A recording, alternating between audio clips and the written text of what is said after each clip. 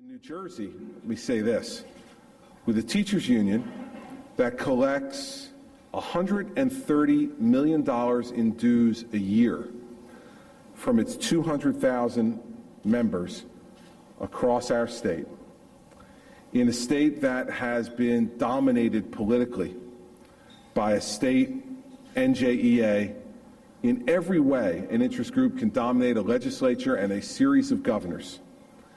If we can make this happen in New Jersey over the course of the next 4 years, there is no excuse for anyone anywhere not to get this done. We're going to lead the way.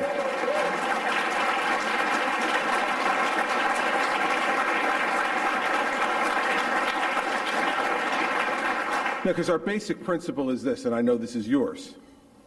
Parents and children deserve a choice. Now, this is a very, very simple, straightforward principle that you would think, in the abstract, that no one could disagree with.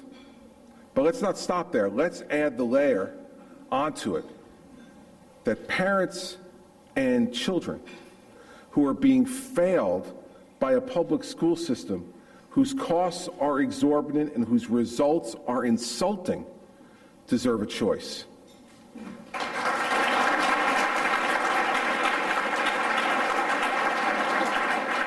And, you know, we don't have to look far around the country from where we are right now to know that voucher programs and experiments in school choice are working, that they're producing results.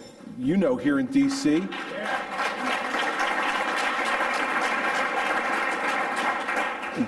here, those in that program are now reading 19 months ahead of their colleagues who are outside of that program. This isn't a coincidence. We know it's not a coincidence. We know that there's over 5 million children trapped in over 10,000 failing public schools around America. And I use the word trapped, and I use it directly.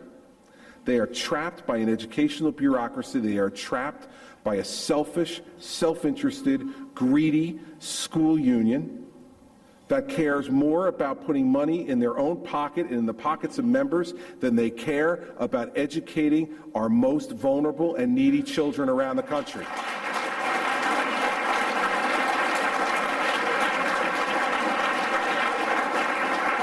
And by those children, I mean very clearly, as you know, more than 50% of those children that we're talking about are in our largest cities, and they do not graduate.